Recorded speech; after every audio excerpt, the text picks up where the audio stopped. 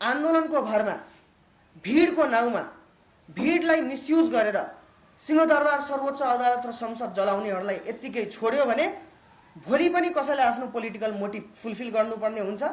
भोलि पनि 5-10 हजारको भिडलाई तयार गर्छन् र त्यो भिडको बलमा राज्यलाई जलाउँछन्। जहिले पनि यसरी नै राजनीतिक अस्थिरता भइरहन्छ र देश सङ्कटमा गइरहन्छ। यसलाई रोक्नका लागि त्यसरी आगो लगाउनेहरूमाथि निर्मम तरिकाले कारबाही गर्नुपर्छ।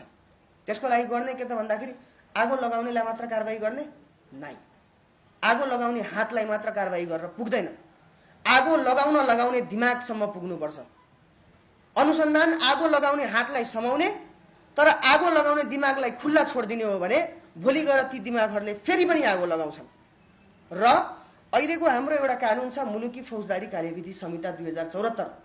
त्यसले के भन्छ भन्दाखेरि हाम्रो नेपालको व्यवस्थामा चाहिँ फौजदारी जस्तै आगो लगायो भने त्यो आगो सम्बन्धी मुद्दा त लाग्छ, आगलागीको मुद्दा त लाग्छ।